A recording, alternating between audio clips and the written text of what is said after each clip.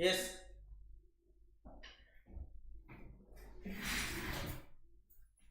हाँ madam class में class online में अभी बिल्कुल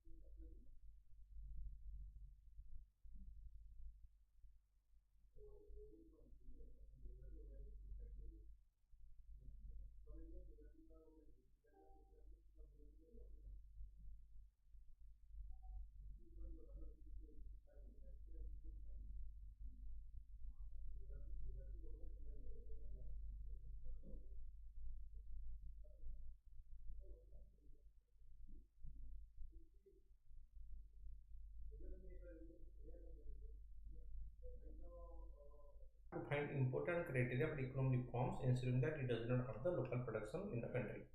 Significance of GSP for developing nations. The GSP can play a vital role in establishing a stable market access for developing countries. The developing country get a better market access if the developed countries GSP is favorable to them that otherwise struggle to tap into global trade flow. It can be especially valuable for small business and women-owned enterprises, thus helping to empower them beyond limited domestic markets. It is vital in offering alternatives to Chinese import and providing an advantage to suppliers in trusted developing country markets. It promotes reforms on labor and environmental sustainability and intellectual property rights protection. Imports facilitated by the GSP leads to lower tariff cost for American business, especially for small and medium-sized enterprises. Okay, issues in India-USA trade relation. There are several trade dialogue between the two countries like India and USA. However, these dialogues lack the necessary leverage for tough trade negotiations that can aim for ambitious outcomes. The private sectors in both countries are collaborating to boost investment in key sectors like the smartphone manufacturing, semiconductor production, the emerging area. However, they face challenges due to the lack of regulatory stability and ease of doing business, which could be addressed by a robust and enforceable trade agreement. Significance of renewable GSP for India. There is bipartisan support for renewing the GSP with India, with Florida House members emphasizing its role in diversifying sourcing away from China and reducing tariff bills for consumers and manufacturers.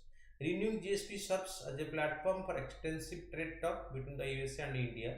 These negotiations could elevate their bilateral trade from its current 200 billion mark to even greater heights. So, GSP liberalization can further extend the bilateral trade volume between the two sides.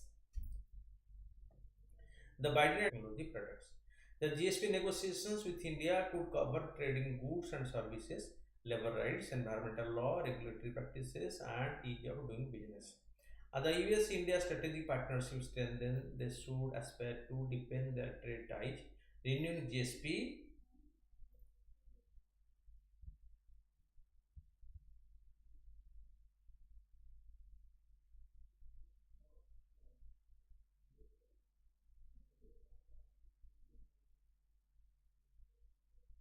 Okay, so it will cover a wide range of factors like medical devices, agriculture, fuel, ethanol, information technology products.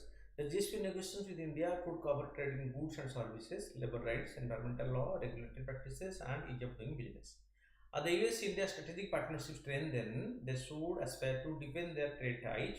Renewing GSP could serve as a powerful symbol of their shared commitment to this path of advancement in trade and other related domains.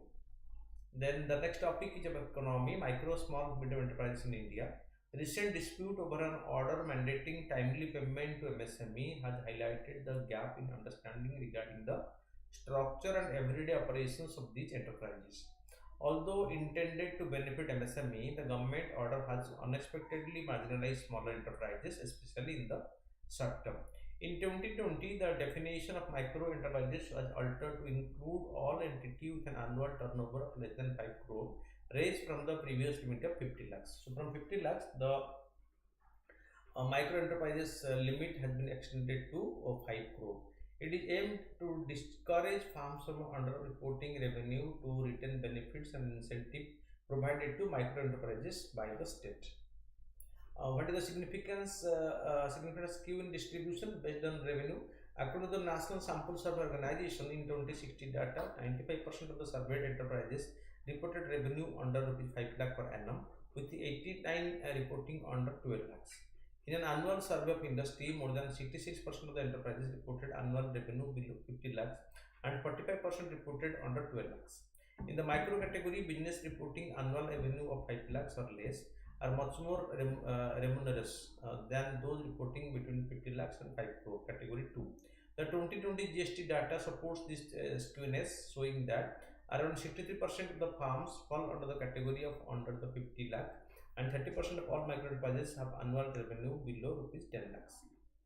So intentionally for this they try to show it less so they can get the government benefit that is given by the government for the micro enterprises. So they are taking the benefit but not doing their part of the things properly.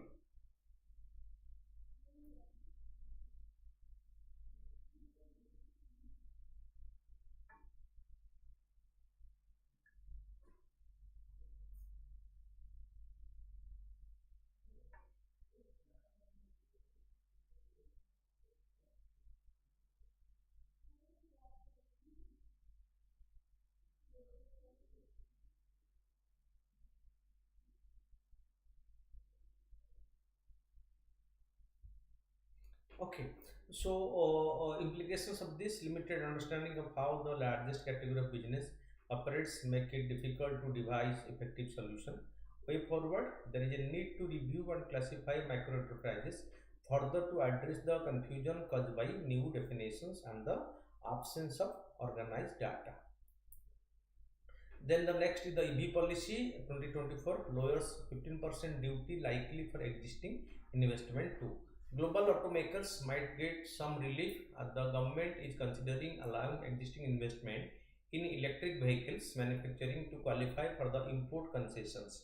This initiative makes it attractive for global company like the Tesla to enter the market. About the EV policy 2024, the EV policy 2024 aims to make the EV more affordable. Class the EV policy 2024 aims to make the EV more affordable and accessible to reduce pollution, decrease dependence on fossil fuel, and foster sustainable economic growth.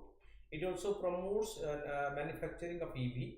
By encouraging the use of EV, the policy aims to significantly reduce greenhouse gas emission and improve air quality in urban areas. The policy promotes the development and adoption of advanced technology in the automotive sector, driving innovation and competitiveness. Key highlights of the new EV policy 2024. Under the EV policy 2024, global automakers can import fully built EV at and reduce import duty of 15% for 5 years. That is what they can import.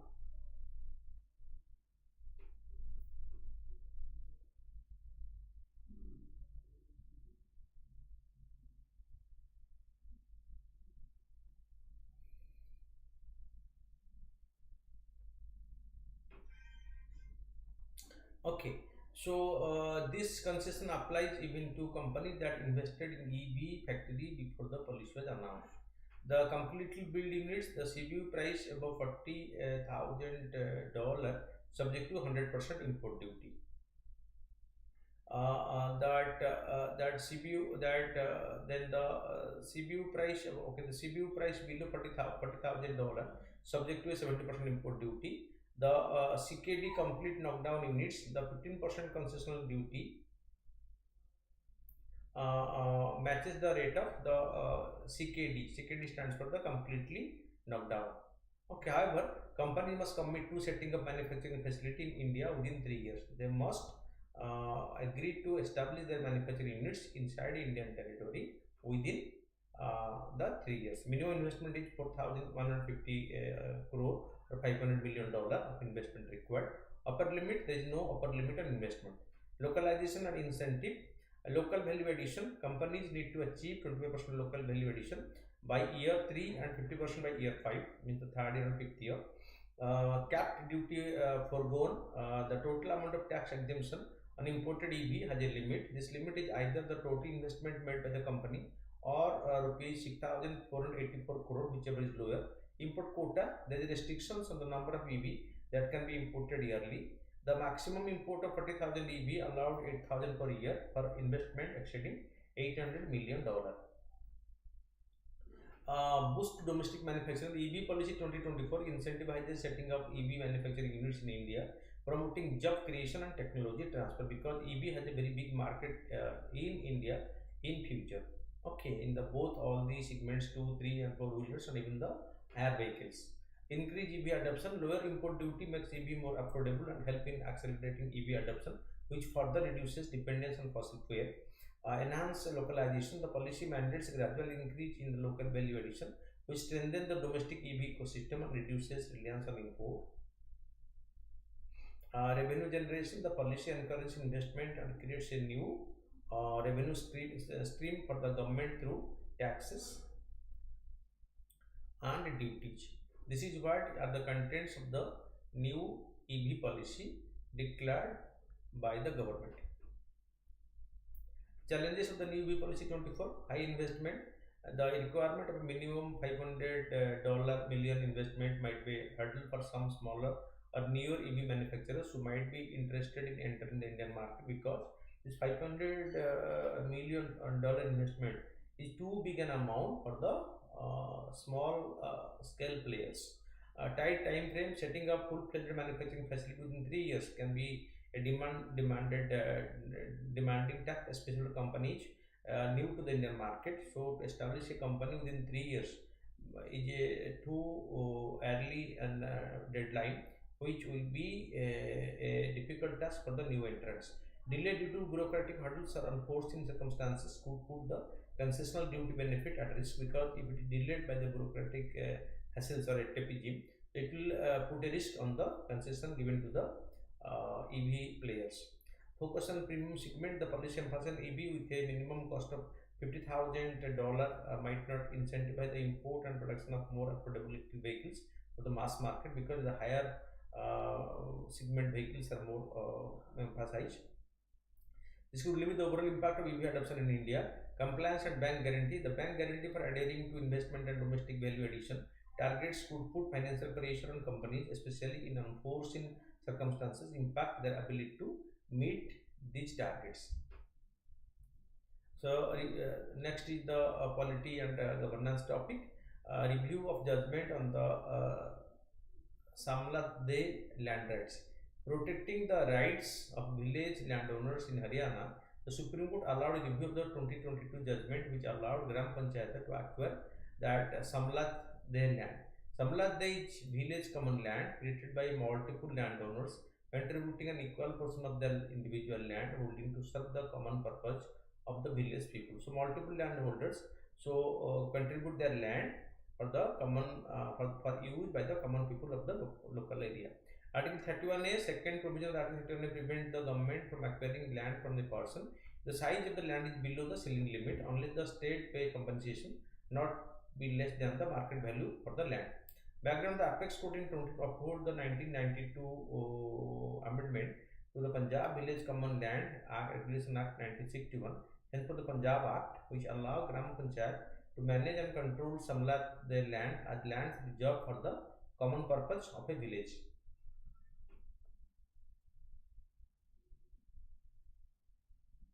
Challenges in 1992 amendment. In 1992 amendment was recently challenged after observing that 2022 decision disregard an important and relevant constitutional bench decision in the case of that Bhagat Ram versus State of Punjab 1967. Background of the dispute and Apex Court judgment.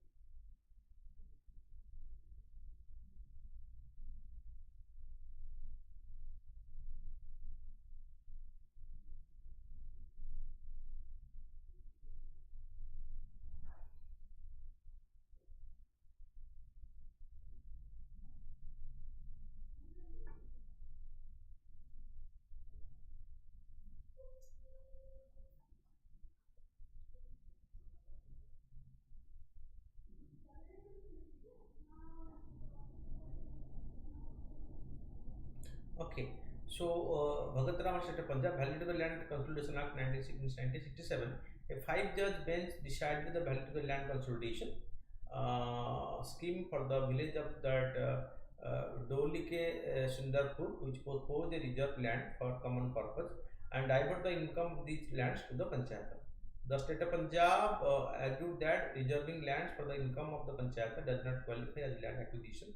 The income would be used to benefit the village community.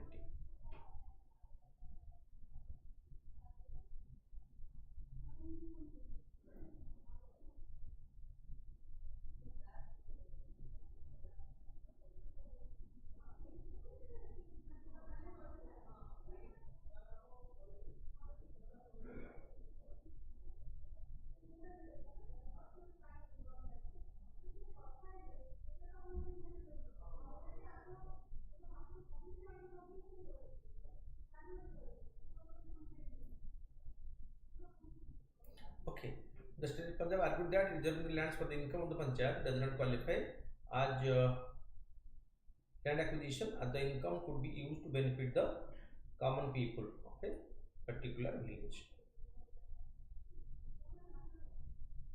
It also argued that even if the land was being acquired, this was done before Article 31A came into force through the 17th Constitutional Amendment Act 1964, and thus the second provision would not apply.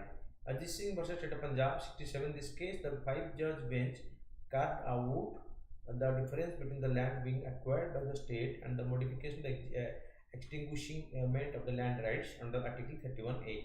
When land is acquired, the state is the beneficiary, which is not the case when the land rights are modified or extinguished unless the right are transferred to the state after the right of the landholders are extinguished. The bench rule.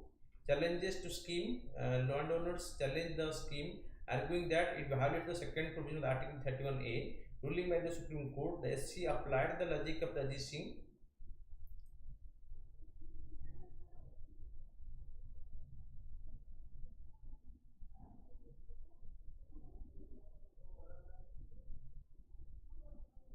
Okay, so State of Punjab in Bhagat Ram case and held that beneficiary of the land consolidation scheme were the panchayat and thus also the state. When the panchayat is considered as a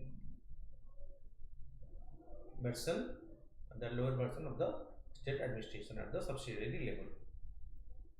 The court held that Panchayat was effectively acquiring the land by reserving its income. The Panchayat income can only be used for the village community benefit.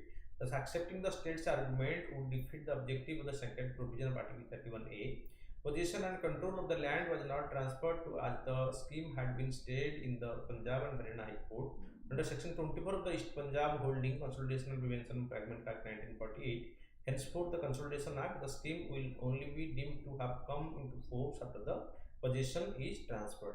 Jai Singh versus State of Haryana. Does samlet land belong to the landowner or the panchayat? Challenge Punjab Act. The Punjab and Haryana High Court challenged the 1992 amendment. The Punjab Act which vested controls of samlet their land in Haryana with the Gram Panchayat because it was been by the landlords for the common use of the local people, but it should not be brought under the control of the village panchayat. Fine. A distinction between reserve and land and proprietors contributed land. The court differentiated between the reserve for the common purpose under the Consolidation Act and the land contributed by the individual proprietors. Exclusion of the control over contributed lands. The control over the lands contributed but not included in the consolidation scheme, referred to as bachat, a surplus land, could not be vested with the panchayat as part of the consolidation scheme. Relying on the Supreme Court decision in Bhagat Ram, the Supreme Court held that the state and the Gram Panchayat could not acquire land that is not reserved under the consolidation scheme without providing compensation. Challenge to ruling. The State of Haryana challenged this decision at the Supreme Court, which overruled the 2003 decision. Ruling by the Supreme Court, it held that there is no need to pay compensation because the amendment to the Punjab Act was enacted after Article 31 had been removed by the 44th Constitutional Amendment Act. The management and control of the land were vested in the panchayat as soon as it was assigned, serving as an initial step before executing the consolidation scheme and could be utilized at any time. The requirement in the second provision of Article 31A did not apply as the panchayat was merely managing the land on behalf of the landlords, not acquiring it. The Colonel Singh versus State of Haryana, the Supreme Court reviewed the 2022 judgment. The provision is provided in Article 154(3) of the Constitution. Composition, it typically comprises 5, minimum 7 or 9 judges deliberating on a substantial portion of law up to the interpretation of the Constitution. That is called a constitutional bench. Okay, when the bench sits with a judges number starting from 5 to 7 or 9 to decide on a matter of constitutional importance. Then that Pungunuru cow breed. The Pungunuru cow is an indigenous breed native to the Punganuru, Biddalpadu, Mahandapalli and Parliament Taluka, Chittor district in the Rayalaseema region of Andhra Pradesh. Characteristics of the features of this Punganuru cow. The Punganuru cow breed is named after the town of the Punganuru in the Chittor district, located in the southeastern parts of the Deccan Plateau. These Punganuru cow are white and light grey in color with a broad forehead and short horn. They are small with an average height of 70 to 90 cm and a weight of 115 to 200 kg. The cow produce an average of 3 to 5 liters of milk per day and eat about 5 kg of food daily. They are very good at surviving in dry conditions and can live on dry fodders alone. They can live on dry fodders. So some features of this characteristic features of this Punganuru cow breed includes Color white and light grey, forehead broad, horns short, height 70 to 90 cm, weight 115 to 200 kg, milk production average yield 3 to 5 liters per day. Smallest breed, the Pungunuru cow are considered to be the world's smallest humped cattle. Population data after the 20th livestock census conducted in 2019, the total number of Pungunuru cow recorded 13,275, which include 987 pure and 3,000 graded heads of the cattle. Highest population states in pure breed category Andhra Pradesh, followed by Telangana, Karnataka, Kerala, Maharashtra, and Tamil Nadu. Highest is in Andhra Pradesh. So, highest population state in the category Andhra Pradesh, followed by Telangana, Karnataka, Tamil Nadu, and Kerala. Conservation effort for the Pungunuru cow. Financial support. The Andhra Pradesh government has provided financial support through its budget for the promotion of the Pungunuru cow breed. The central sanction funds for the establishment of the Gokul Gram at the PV Narasimha Rao Telangana Veterinary University, Hyderabad, for the promotion of Pungunuru and other indigenous breed of the cattle in Telangana. The National Kamdhenu Breeding Center, the NKBC for the southern region, has been established at the Chintal Devi, Nellore in Andhra Pradesh. Then the Maori tribe, the Maori tribal farmer practice the traditional Deda seed preservation method handed down by his ancestors. This eco-friendly technique involves storing seeds in leaves packed nearly airtight to resemble boulders, providing multi-layer protection from pest and worm. Each data supporting up to 5 kg of seeds and can preserve them up to 5 years. The method used for pulse like green gram and red gram ensure food security for the Muria family settled in the Godavari Valley who migrated from Chhattisgarh due to the conflict. About the tribe, they are a subgroup of the Gond tribe, primarily residing in the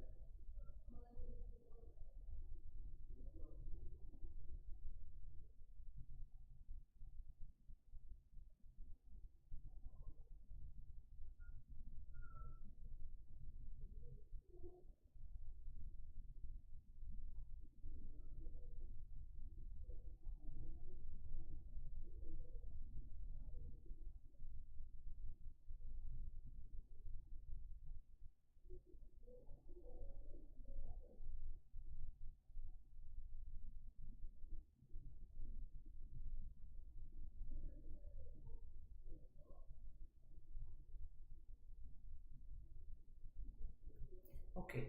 So they are a subgroup of the Gond tribe, primarily residing in the Chhattisgarh, India. They are known for their involvement in the Muria rebellion in Bastar in 1876, which was a revolt against the Gopinath Karpadas, the Diwan of the Bastar. The Murias have unique custom, including the practice of burying the dead in structures called the Gudi, where a stone is placed 6 to 7 feet high. Additionally, they have a social institution known as the Gotul, where young boys and girls have the freedom to choose their own life partners. So, critical priority pathogens, the latest bacterial pathogen priority list updated by the World Health Organization notes that critical priority pathogen pose major global threat because of their high burden and their ability to resist treatment and spread resistance to other bacteria. About the critical priority pathogen, they are bacteria that pose significant global health stress because they can resist current treatment and spread their resistance to other bacteria. WHO updated list. The WHO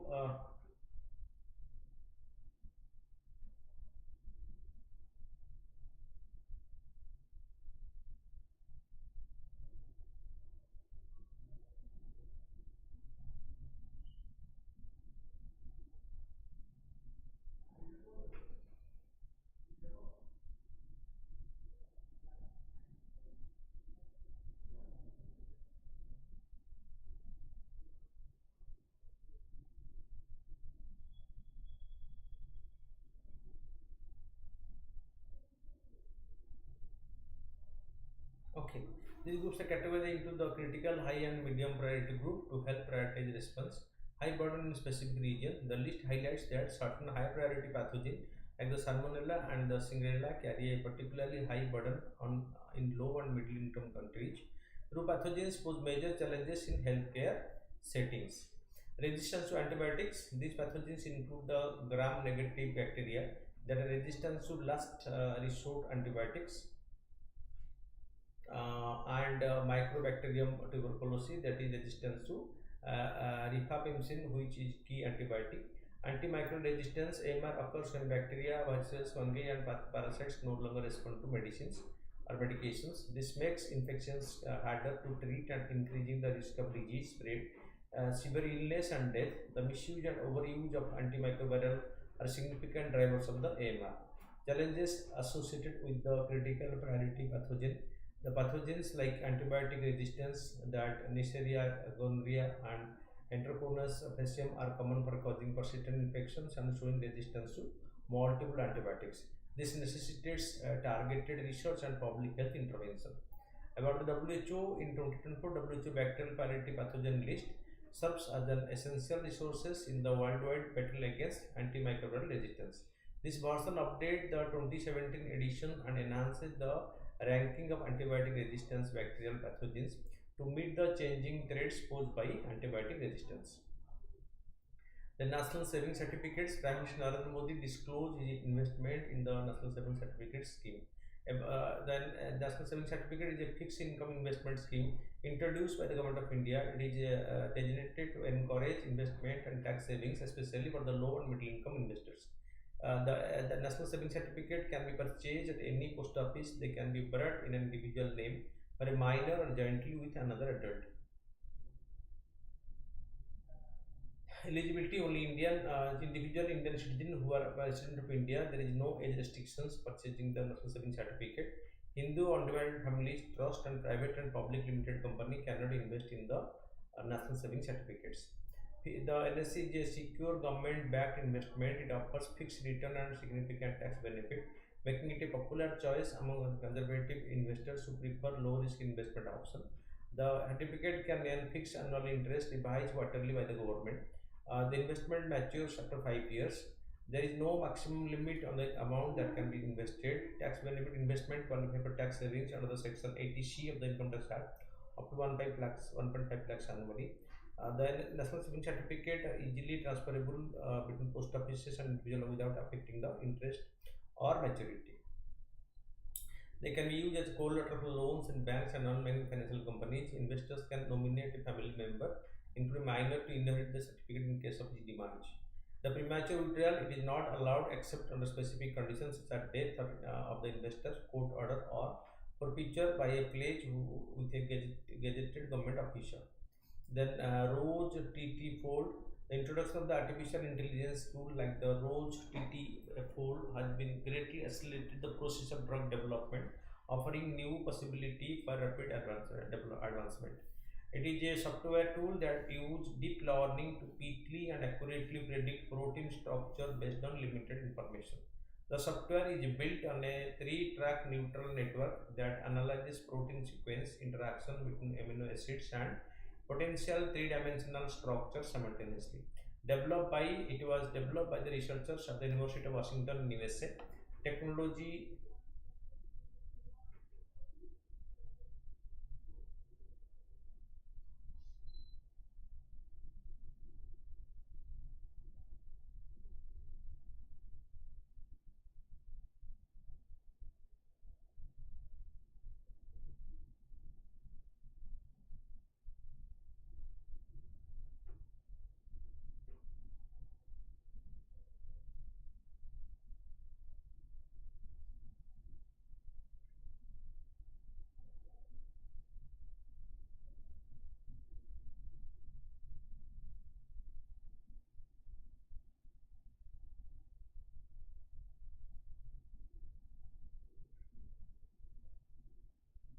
The software is built on a 3-track neural network that analyzes protein sequence interaction between amino acids and potential three-dimensional structures simultaneously.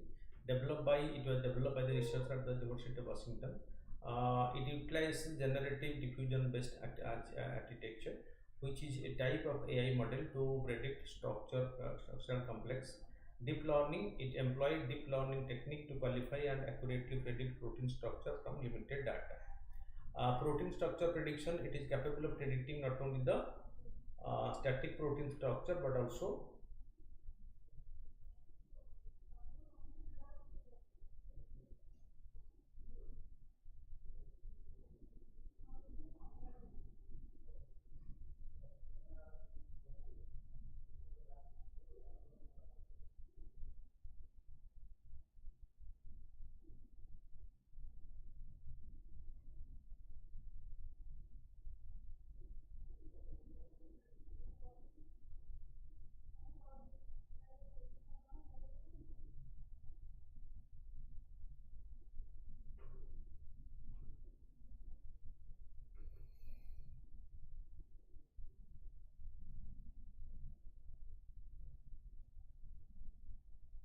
Okay, efficiency in structural determination. The tool significantly reduces the time required to determine protein structure. This process can otherwise take years of laboratory work using traditional method, but this technology make it faster. Okay. Drawback, accuracy limitation. AI tool like the Rose TTF4 generally offer up to 80% accuracy in protein interaction predictions, with significantly lower accuracy for the protein RNA interaction. Scope of application, those tools primarily aid in the target discovery phase of drug development and do not contribute to later stages such as preclinical and clinical trials, limiting their impact on the overall success of drug development. Model hallucination. The diffusion based architecture can suffer from model hallucination, producing inaccurate or non existent predictions when training data is insufficient. Restricted access. Newer versions such as the Alpha.3 have not released their source code, limiting independent verification and broader scientific use, particularly in protein small molecular interaction studies. Then the challenges, India faces a significant gap in the availability of skilled AI scientists compared to countries like US and China. This has hindered India's ability to secure a fast mover advantage in this particular domain because it is.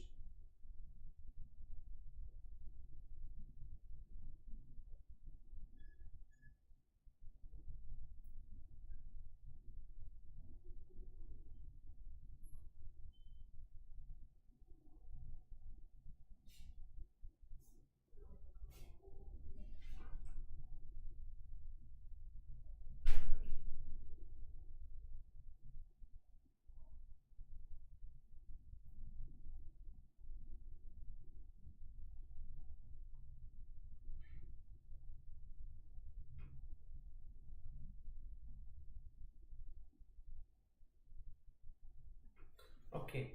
Despite India's strong background in protein X-ray crystallography, modeling, and structural biology, the lack of expertise in AI has been a limiting factor. India has a rapidly expanding pharmaceutical sector, providing a substantial opportunity for the country to excel in applying AI tools in target discovery, identification, and drug testing. Then the food safety violation in India. The article discusses food safety issue in India.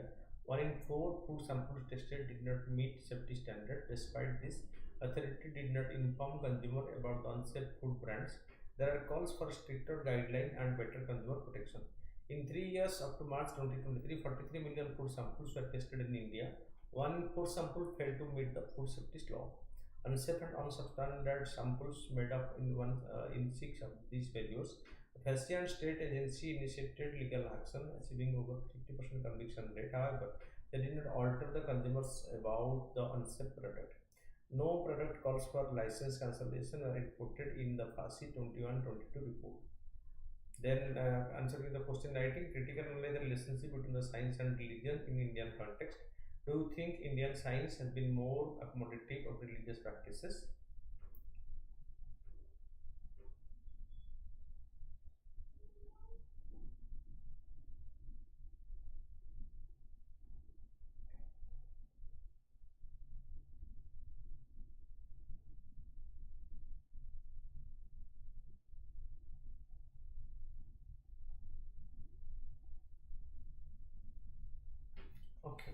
In the diverse cultural landscape of India, the relationship between the science and religion presents a complex and harmonious narrative, distinctively different from the often contentious interplay observed in the Western context. Historical context and indigenous integration. Historical synthesis in Indian science, the scientific achievements in ancient India, exemplified by scholars like Aryabhatta and Bhaskara, are deeply intertwined with the religious and cosmological insight. For instance, astronomical advancement during the Gupta period were influenced by Hindu cosmology, so causing an early integration of scientific inquiry with religious belief. Contrast with the Western historical conflict, in contrast, the Western scientific revolution often positioned science in direct opposition to religious dogma, as seen in the persecution of pioneers like the Copernicus and Galileo, who challenged the prevailing religious orthodoxy. So that is what they challenged, so they were put to severe punishment and even death sentence.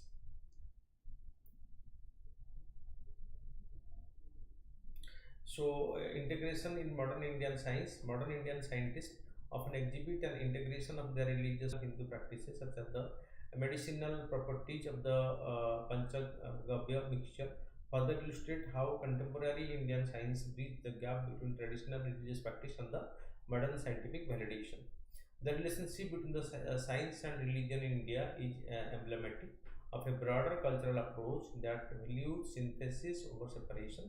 Unlike the Western model that was historically emphasized conflict and division, Indian science show a remarkable capacity for integrating religious practices. This accommodative stance not only enriches Indian scientific discourse but also provides a model for understanding how diverse knowledge systems can coexist and enhance each other in a globalized world. The Indian example serves as a compelling case study of how cultural context influence the interplay between the science and religion, offering valuable insight for both the fields globally. This is what is the domain of discussion of the question. Then come to the MCQ. Consider the following statement regarding the calcium carbide. It is manufactured by heating a lime and carbon mixture in 2000 to 2100 degrees centigrade.